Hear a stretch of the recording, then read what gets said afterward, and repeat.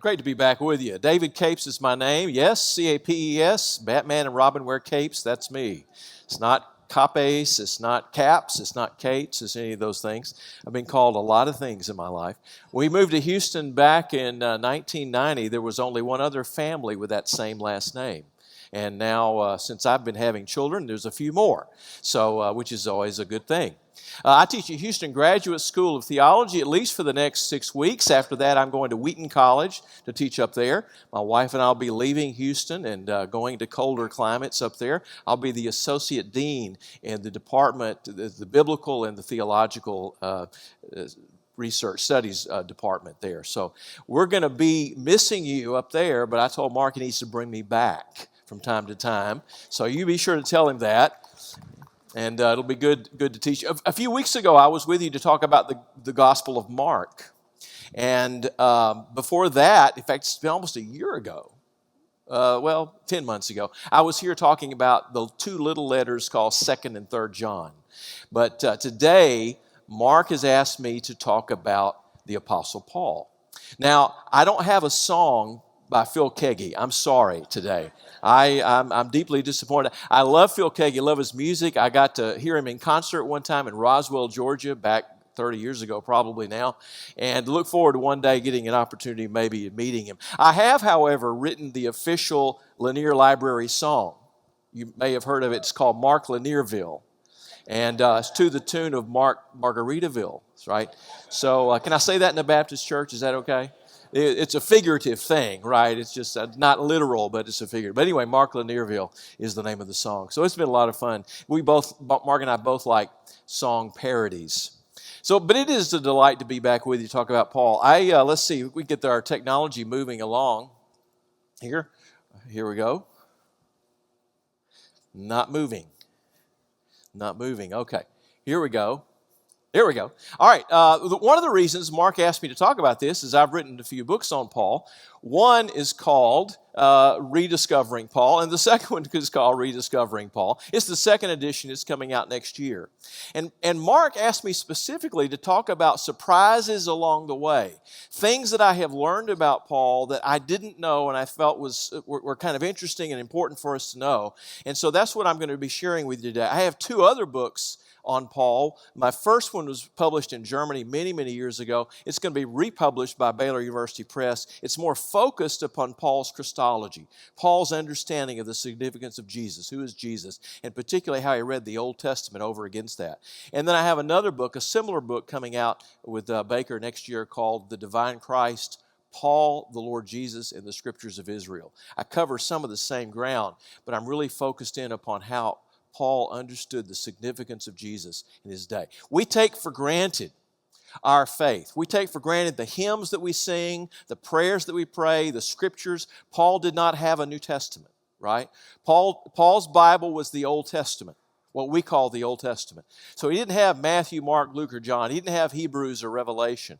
So he didn't have all of the stuff that we have. And so we take for granted, I believe, a lot of things that Paul was having to innovate in his day as he experienced Jesus himself, as he was a missionary himself, probably one of the greatest missionaries of all time. So we're going to be talking a little bit about that today. One of the things, a couple of things that I'm not going to talk about, but things that surprised me. I grew up thinking that the Pharisee Saul changed his name to Paul when he became a Christian, right? That's a very common thing. But it's a misunderstanding. It's a basic misunderstanding. And here's the reality of it. I don't have time to go into all the details. Because Saul was a Jew and because Saul was a Roman citizen, he had two names. His Jewish name was Shaul, Saul.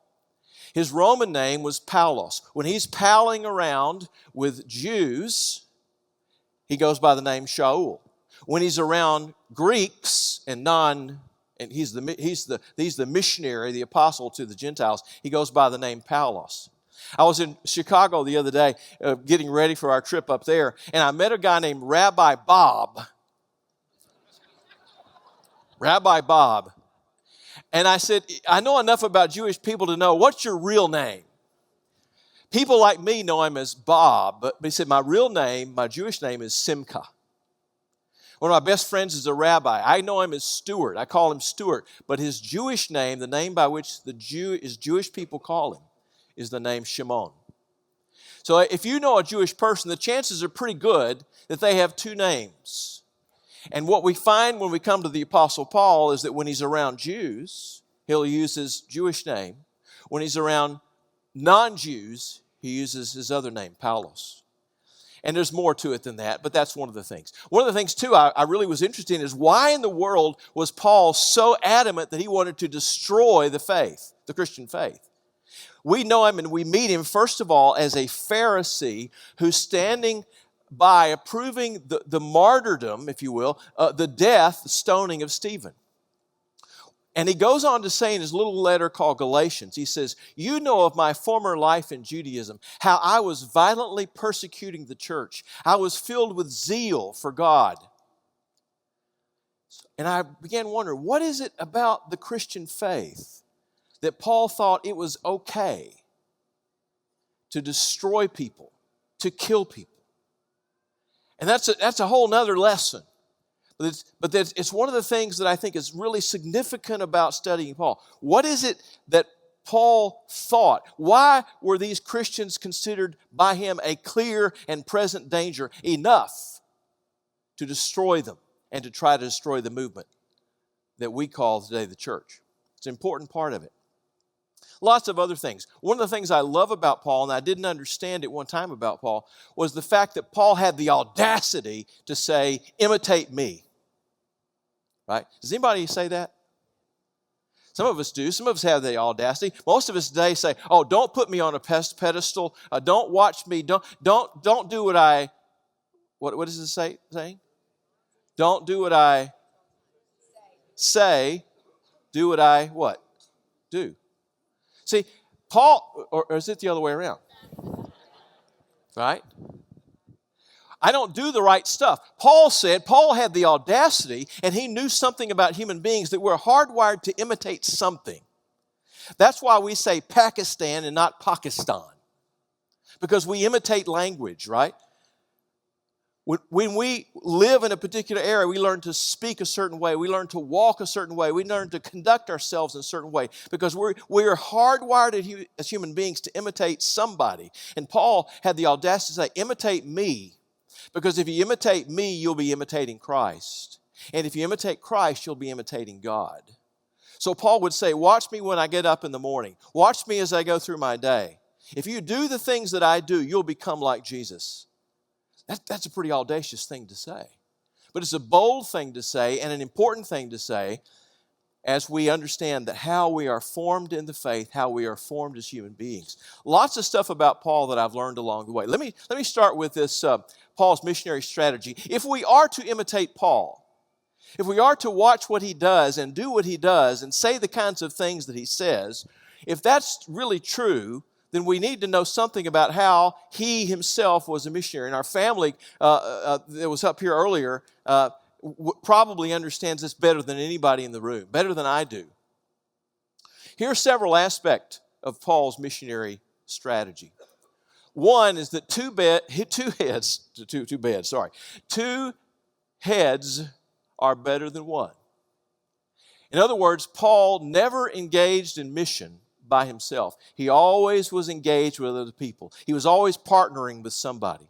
Now, those people changed over his 20 or so year career as a missionary, as the apostle to the Gentiles. But he was working with people, always trying to find somebody to work with, to partner with, because he knew that, in fact, if the gospel was going to be proclaimed and lived out and expressed, that he needed some help. He was a vastly talented person, but he knew he needed some help. Second thing is he had an urban strategy. Why an urban strategy? Well, urban, that's where people are. You go to where people are. You just don't show up in the middle of nowhere and try to do your work. You go to a place like Islamabad. You go to a place like New Delhi. You go to a place like Washington, D.C., because there are a lot of people there. And even in the ancient world, people who lived in the villages would come to the city twice a week on market days, Mondays and Thursdays. That's when people shopped. So they would go to the market 2 days a week. That was enough. And so they would go to the market, and guess what? Paul would be in the market. He would be in the market with his friends, with his co-workers, and they'd be sharing the gospel some way. You go to where people are. A third part of the strategy, he went to the Jew first. We see this over and over again. Romans chapter 1. I am not ashamed of the gospel. The power of God it is literally what Paul says. It is God's power to save. To the Jew first, but also to the Greek. So when Paul was traveling and he showed up in a city, he didn't go look for the atheist convention and say, let me try to convert these people. No, he went to where people already believed in God and already had a sense of the God that he was going to be describing and preaching and proclaiming. So he went to the Jews first. When that didn't work out, and if that didn't work out, he went then to the Gentiles, to the non-Jews. But he didn't go just to any Gentiles. There were Gentiles hanging on to synagogues. They were called God-fearers. They were people already attracted to the one God of Israel, already attracted to the morality of the Jewish people, already attracted to who they were and their identity. And that's where Paul had his greatest success, working among the God-fearers who had come together and had been attracted to the Jewish synagogues there in city after city. Here's a fourth part of the strategy. Stay healthy. Paul knew that a dead apostle is not much good. So when he could, he tried to stay out of prison. Now, he wasn't always successful.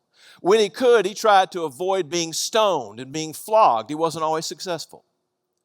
But he would, when the opposition reached a certain level, he would say, time to move on. Time to go to the next city. In some places, he was there for weeks. In some places, he was there for months. Some places, he was there for years, like Ephesus. Nearly 3 years in Ephesus. And so Paul understood how important it was for him to stay healthy, to stay well, to stay out of prison if he could. But again, sometimes he's not. And prison has a completely different function in the ancient world than it does today. In fact, prison in the ancient world is more like what happens in most of the rest of the world, and not in terms of a punishment, but in terms of getting troublesome people out of the way so that they don't trouble you any longer. The next thing he did, and this goes back to his name, he found common ground. Wherever he could, Paul tried to find common ground. He quoted the poets, the Greek poets. He quoted the Jewish scriptures when he's among the Jews. He would find a way to talk about what we all have in common as human beings. And Paul worked from that. Another part of it, he would share the kerygma. Now, that's a big fancy word. It's a Greek word. It means the preaching, the proclamation. This is the essential message about Jesus that's being proclaimed in Paul's day. And it boils down to 6 things. I learned the 4 spiritual laws. In fact, there are 6 of them if you follow the New Testament and the book of Acts and Paul's letters. And here's the things. Number 1, that Jesus inaugurated the fulfillment of messianic prophecy. Now, each word in this is really important. I could spend an hour almost on each one of these. Jesus began the process of fulfilling prophecy. He hasn't fulfilled it all yet, but he will in his second coming. He fulfilled a lot of it. He even fulfilled things that people didn't know were prophecies. More about that on another occasion. Things that were embedded in the scriptures, in the Psalms, for example. Psalm 118, the stone the builders rejected has become the cornerstone. It's the Lord's doing. It's marvelous in our eyes. This is the day the Lord has made. I will rejoice and be glad in it. Jesus fulfilled that poem, that prophetic poem embedded within the Psalms. Second, he went about doing good. Jesus went about doing good, performing miracles. We all know about those stories. Third, he was crucified according to God's plan. It was important to say he was crucified, going back to what Brent was saying earlier. Crucified according to God's plan. You couldn't just say he suffered, you didn't say he died. In some cases, Paul said that. But over and over again, Paul talked about how he was crucified for us. How it's a scandal, a crucified king that we worship, that we bow down before one who has been so shamefully treated. Paul said, this is a scandal. It's foolishness. But to those who are being saved by it, transformed by it, helped by it, it is the wisdom of God. And we stand back, we say, oh, now I see this grand and glorious wisdom. I see the plan.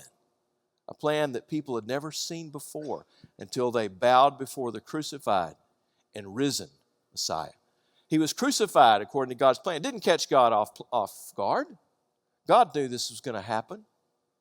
God, in a sense, planned for it to happen. On a human level, it's a terrible tragedy. A good man like Jesus being misunderstood, being treated like he was treated, and ultimately being crucified. But it was God's plan, start to finish. Item 4, he was resurrected and exalted to God's right hand. Notice that each one of these are past tense. This is stuff that's already happened. When we come to the 5th bullet, that's future tense. He will come again in glory, power, and judgment. Now, what are we doing? We're talking about the essential message of Paul. This is the message he preached, he proclaimed to all the churches when he showed up in Thessalonica, in Philippi, in Corinth. These are the essential ideas about what God is up to and what God is doing. Item number 6 is an invitation. If all of that above is true, if Jesus really has inaugurated the fulfillment of Messianic prophecy, if he really was crucified according to God's plan, if he really was resurrected and exalted to the right hand of God, if that's true, it demands something of you and me. We can't just say, oh, isn't that nice? Or isn't that wonderful? Or isn't that strange? It demands that we repent, we change our ways, we believe, and that we be baptized. And then God will give us His Spirit. Then God will give us the forgiveness of sins. This is the essential message of Paul, preached in churches, written about in letters over and over and over again. This was the message that Paul preached. And so he established churches with this message. This message became the foundation story, the master story, as Mike Gorman calls it, the master story that he proclaimed everywhere he went. And he established churches. And when he was getting ready to leave, and he had to leave, he started lots of churches, he would appoint leaders. He would say, I want you to be pastor, I want you to be minister of music, I want you to be the minister of children. Not really.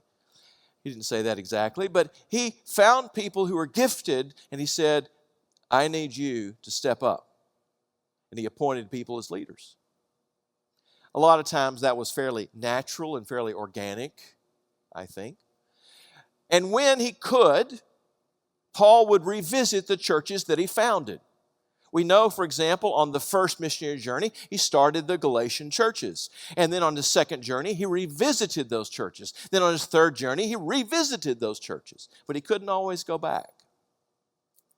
Travel is hard. Paul was getting older. Paul was in prison. Winters are rough in that part of the world. It's cold, mountainous, hilly, hard to travel. You only really travel from March to September, March to October, because it was too hard otherwise. But he would revisit the church, and if he couldn't go, he would send somebody else. We're going to see that in a couple of letters in just a moment. He would send delegates. He would send people to be his surrogates. He said, I'm going to send you Tychicus. He's going to remind you, listen to this, of my ways. Why? Because if you follow my ways and do what I do and say what I say, you're going to be like Jesus. He's going to bring you up to speed on what's happening with me as your apostle, as your founder. So he had a privilege of place in all of these things. And finally, when all of this has been done over and over again, Paul would write letters. Now, I'm fairly convinced that Paul believed that when he left this world, his true legacy were the churches that he founded. Imagine founding the First Baptist Church of Ephesus, or the first church of Corinth. I think when Paul left this world, he really thought that his churches would be his legacy. He says to the Corinthians, he said, you are my letter of recommendation, written on the heart. You people are my future, my legacy. But in fact, God had something else in plan. And that plan was for Paul's letters to survive and to become the centerpiece of our New Testament. 27 books in the New Testament. How many did Paul write? Most of them, yeah. Yeah, good answer. 27 books in our New Testament. Paul wrote 13 letters.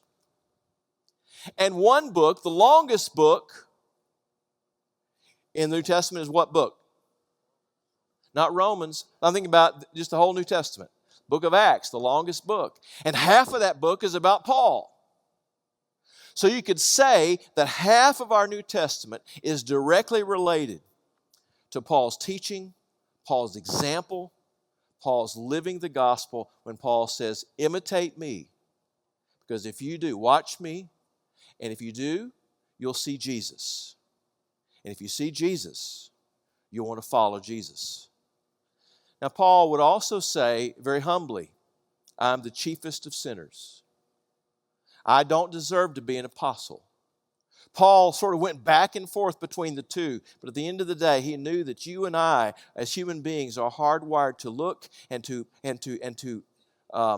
admire people and to want to fashion our lives after those people. We do that all the time, particularly children, but also adults, as we move along here.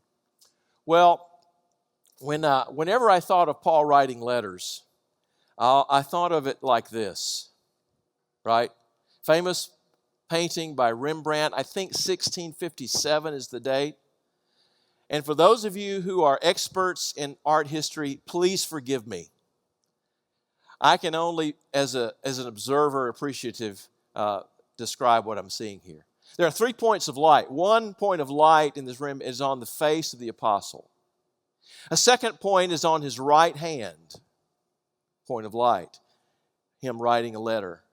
And then you see the desk over here, the desk upon which he is writing. Now, this presumes something. It presumes that Paul was a man of the Renaissance, that Paul was dressed like men, particularly well-to-do men, in the Renaissance, that he sat at a desk alone, solitary, and writing his letters. He was very contemplative. He would think before he would write, word after word, writing these grand and wonderful and glorious letters. In fact, that is not the way it happened. It's a great picture. It's a great legacy of Rembrandt's work. But this is not at all how Paul wrote letters. Well, we know that because of things that Paul does. In fact, Paul tells us that writing letters is not a solitary individual affair. Paul tells us that writing his letters was a communal enterprise. It's something that he did with other people. So the letters that we have are Paul, yes, he's the team leader, and yet they have been influenced by peoples whose names we just barely know. People like Sosthenes, people like Silvanus. And so when Paul is writing his letters, there are co-senders who are participating in that process. Other people who are writing with him. Other people contributing to the letter. There are amanuenses, that is secretaries. Paul could write because he could write, but he wasn't very good at it. In the ancient world, literacy meant you could read, not that you could write. But Paul could write. It's just when he did, his letters were big and clumsy. How do we know that? Galatians 6:11. I'll show you that in a minute. The other thing is that Paul, when he's writing letters, doesn't hesitate to quote stuff that he likes, like hymns and creeds and other little bits that he finds being said in the churches. And we'll see some examples of that. For example, lists of virtues and vices. Paul doesn't make those up on the spur. He takes those that are being preached and described in the churches. There are qualifications for leadership. My doctor, Father Earl Ellis, wrote a brilliant article many years ago arguing that, and I think he's persuaded me at least, that, and others, that those qualifications for what it means to be a leader in Timothy, you know, a man above reproach, the husband of one wife, not a lover of money, not greedy for gain, all of those kinds of things are really standardized teachings of the church that Paul is sharing with Timothy that have been sort of worked out among churches that Paul knows. By the Spirit, obviously, and given to us by the Spirit. So when we come to the letters, these are just a few of the co-senders. Now, let me see if I'm going to come to Elmo here. Can I play with Elmo? Elmo. One of my favorite letters is the little letter called 1 Corinthians. Let me find it. And we can see the beginning of it here. All right, we got to get the thing. All right, here's the beginning of the letter. I'm going to write in this Bible. It's not a sin to write in the Bible. Sin to write in the hymn book, but not in the. Don't write in the hymn book. This is how it begins. Paul's always the team leader. He's the most famous guy. His name always goes first. I've written books where my name goes first, and I've written books where my name goes last, because the people that I'm writing with are better known than I am. That's how publishers work these days. Normally, if everybody's on pretty much the same level, they'll do it in alphabetical order. But if there's somebody who's better known in a particular community, they'll put names. So this is what happens here in Paul. So Paul, are we right there? Am I? Oh, that. Focus. Thank you. There we go. Is that better? A little better. All right. Paul, called by the will of God to be an apostle of Christ Jesus. And notice, and our brother Sosthenes. Now, this is Paul's letter, but he is not by himself in writing the letter. He claims as a co-sender of the letter a fellow that we know very little about, a guy named Sosthenes. Are we to imagine he contributed nothing to this book? Well, then why would Paul name him along the way? And we can look at the other letters. We go back to the slide. We can look at the other letters, and we can see other people being named. Paul, Silvanus, and Timothy. Paul, Silvanus, and Timothy. Paul and Timothy. Timothy was really a big deal. Paul was with Timothy on a lot of occasions. They're co-writers with him along this. Paul knew that he needed help. 2 heads are better than one. Some letters are written by himself. Likely those are mostly prison letters that Paul is writing from prison. Paul had access to a secretary, though, at the time. I'll show you about that later. Now, this is all over the page. I'm sorry about that. The font didn't work out. But Paul also, when he sent his letters, he sent them by couriers. And he sent them usually through notice he says here in Ephesians 6, I am sending Tychicus to you.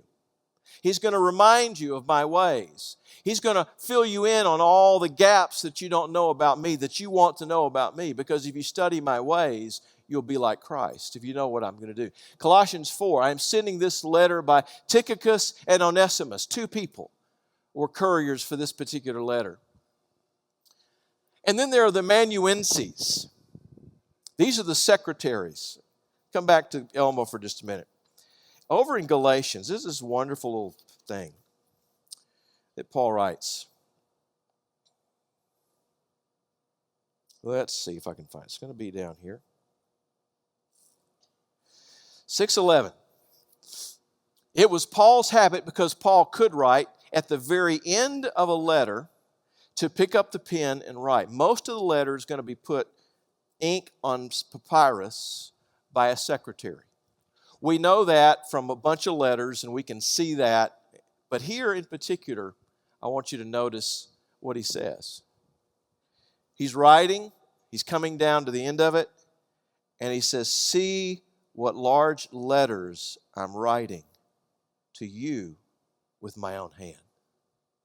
Now, the word letter here is a little bit, in English, confusing. Because a letter could be Galatians and Colossians. But this word letter means alphabetic characters. Look at what large letters I'm writing to you when I'm writing in my own hand. Paul was a leather worker by trade. And so when Paul could write, he could write letters, but he wasn't very good at it. When he wrote large. The reason today that you can write is because when you were 2 or 3 years old, they put a big fat crayon in your hand, right? You remember that? They gave you a big piece of paper and you started doing this, didn't you? And gradually, over many, many years of training, you get to the point between your eye and your shoulder and the muscles of the arm and the muscles on the hand and the tendons and all that working together to where you can write legibly. And as you grow older, some of you who are older understand, your handwriting begins to deteriorate because those muscles don't quite work the way, the eyes don't quite work the way. But it's to write something and to write it well takes an immense amount of skill. Paul, by his vocation, was a leather worker.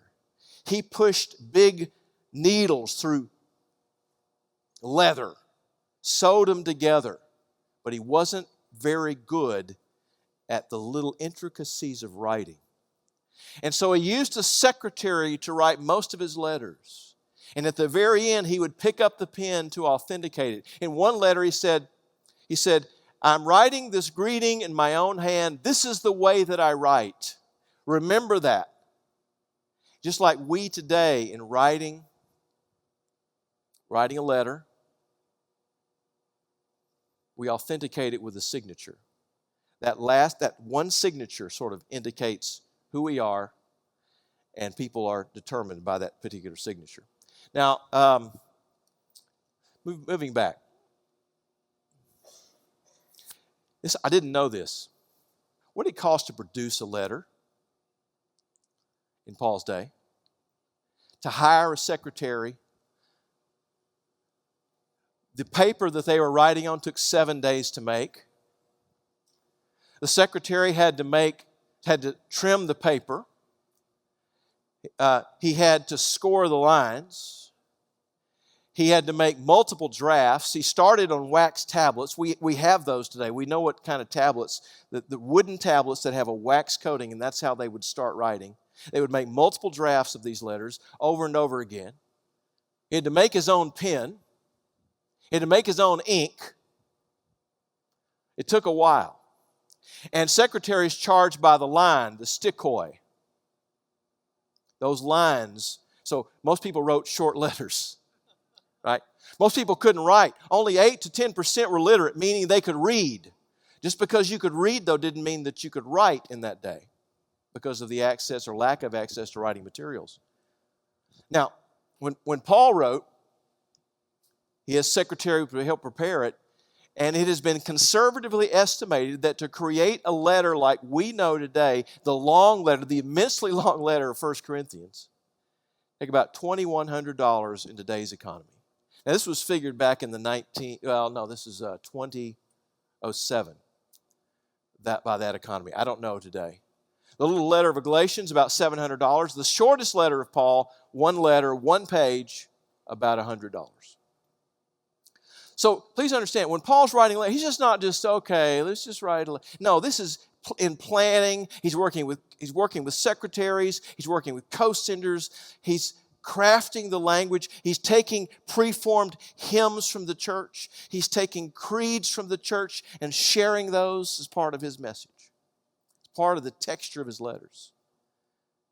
It's an amazing thing that we today have the privilege of reading those letters. Half of the New Testament has been written by Paul or has been inspired by Paul. I would even argue the Gospel of Mark has a particular Pauline sort of flavor, twist along the way.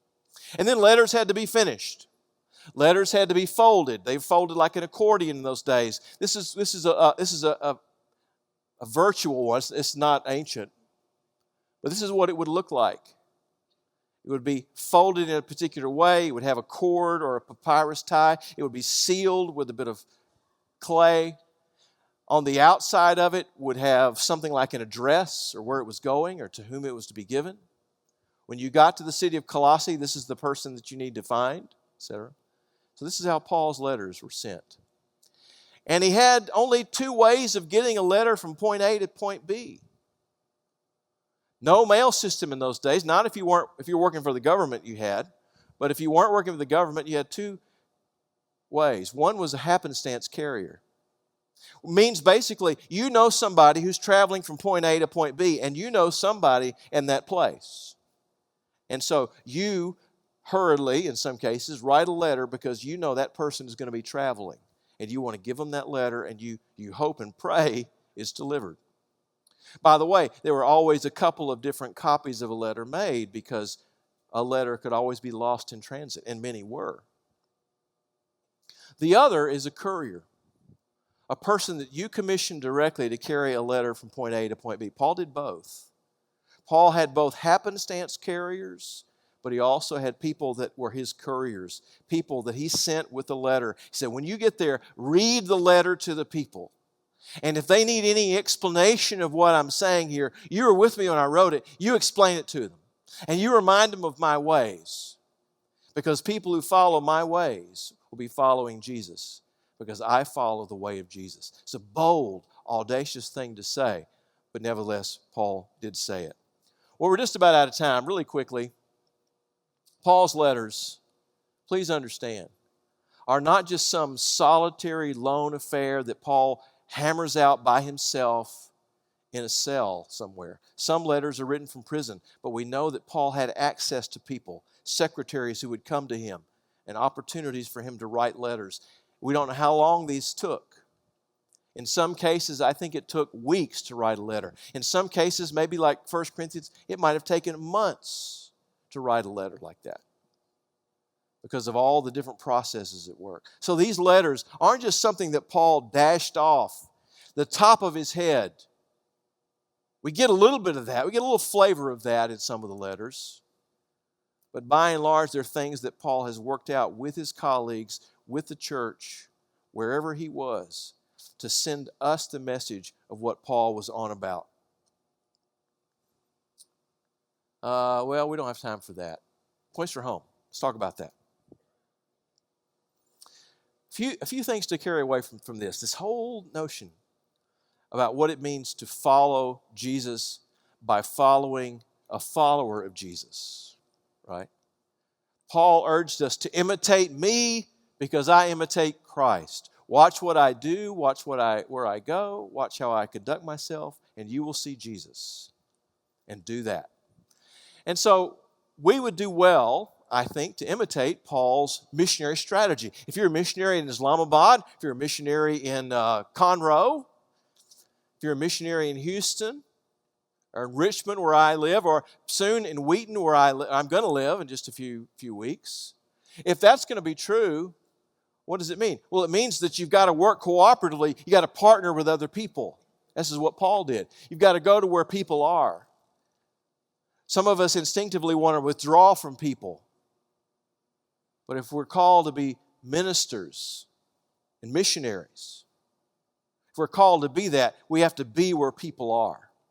And we have to start in places. If we're going to start this message, we got to start it where people are going to hear us favorably. Don't just assume that just anybody is going to be favorable to the message. Share that message. Know the gospel. Stay healthy. Do the best you can to stay healthy.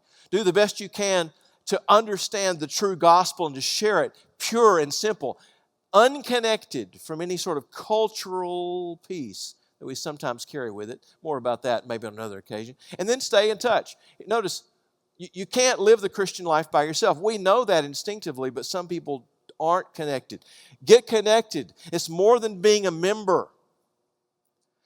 Getting connected means I want to take the gifts that God has given me and I want to employ them right here. I'm not fully aware of all the gifts that God has given me, so you need to reflect that back to me. It's a communal thing too. We understand our giftedness through the church. Not just, oh, I have the gift of prophecy, or oh, I have the gift of teaching, oh, I have the gift of this or that. No, the church helps us to work through and to work out and say, this is where your gifting is. And so get connected. Use your gifts for the common good. The good of this church, Champions Forest Baptist Church.